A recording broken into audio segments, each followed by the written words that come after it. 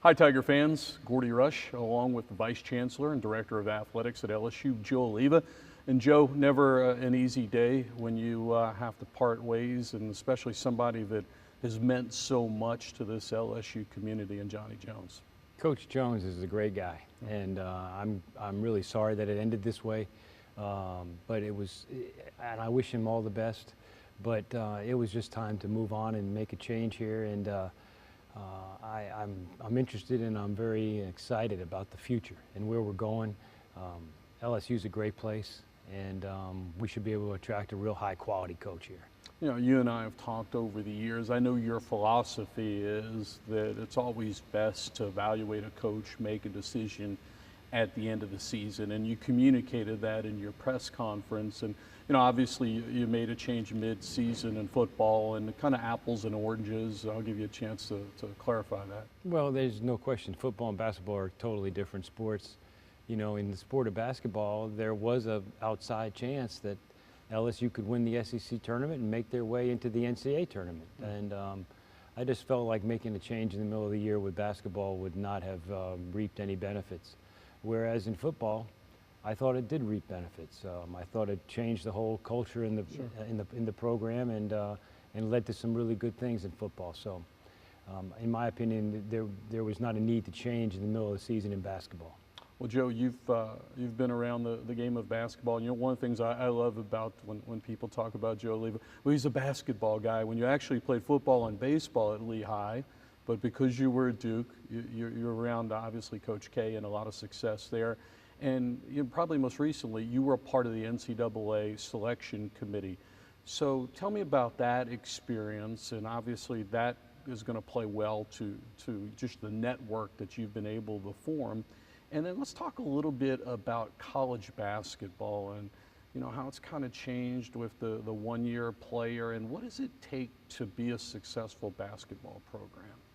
Well, first of all, you're right. I just concluded 5 years on the NCAA basketball committee, which brought me into contact with some of the best coaches in the country, and coaches that some people may not ever think about, right. But there's some great coaches out there. You know, in the sport of football, there's only really 65 schools in the Power 5 conferences. In the sport of basketball, there are 200 to 250 good basketball programs and coaches out there. It's a much bigger marketplace, and there's a lot of good coaches out there. And you know, the second part of your question about where we're going in basketball in the country, I think that for LSU, we have to concentrate on guys that are going to be here for 3 and 4 years, yeah, and develop them and make them better and develop toughness and a culture, kind of like the old Ricky Blanton days here. Sure. I think those are the kind of players that we need to get and develop 3 and 4 year players. If you look at the programs that are successful, other than the Kentuckys and, right, the Dukes, most of those programs that are successful have 3 and 4 year juniors and seniors playing for them, and that's how they are successful. You know, Joe, unfortunately sometimes SEC will get a little bit of a knock when it comes to basketball, but traveling around for football, and I get a chance to see all of the wonderful facilities in this conference, and then you look and see what South Carolina's doing and Ole Miss is doing. You can win, and you can win big in this conference. There's no question. If we get the right leadership in the head coaching position, there's no question in my mind that we can compete for championships and be in the NCAA tournament on a regular basis. And that's what we should be. Yeah. We're LSU. We should be, and that's what we should be doing. Well, let's talk about LSU, and obviously let's start with the great tradition that is LSU basketball. We've got a Bob Pettit statue. You got a Shaq statue. You've got amazing facilities here. Everything's set up for LSU to win here. No question, and we have great fans. We have passionate fans that love to watch good basketball, and if we put a good product out on the floor, the PMAC will be full.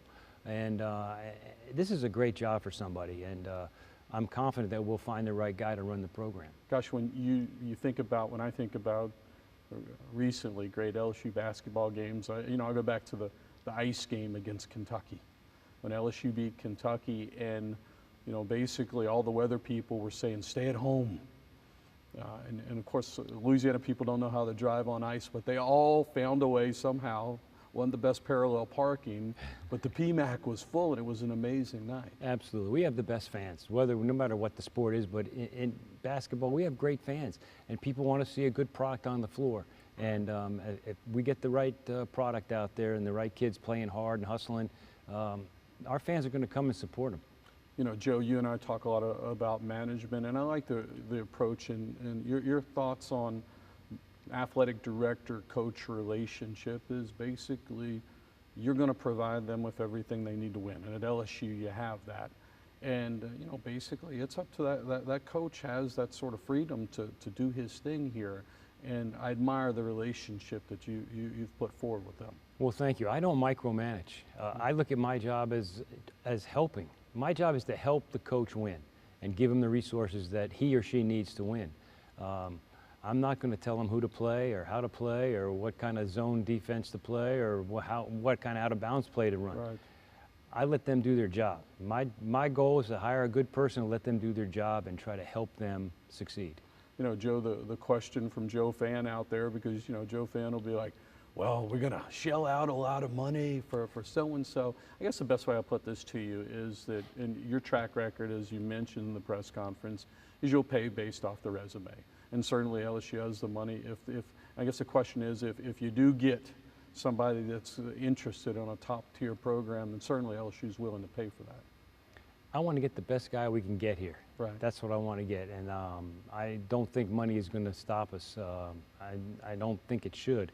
I want us to get the best person we can, and again, it's going to depend on their resume. I mean, if someone deserves X amount of dollars, we'll pay them X amount of dollars. If they deserve 2 times X, we'll pay them 2 times X. So, how about timetable? And you know, as you mentioned, obviously, you're going to probably want somebody that's coming from a winning program. That means they're probably playing postseason. What's a realistic timetable for you? I would hope we can have a coach shortly after the Final Four. Yeah. Maybe before, but most of the coaches that we're going to be looking at are going to be in postseason play. And we're not going to really be able to get in any kind of serious discussion with them until after they lose. So we'll have to see how that goes. All right, Joe. Well, best of luck in the search. I know it's going to be a busy 4 to 6 weeks for you, but we know the future of LSU basketball will be very bright. LSU basketball should be bright, and it will be bright, and we'll get the right guy in here to run this program.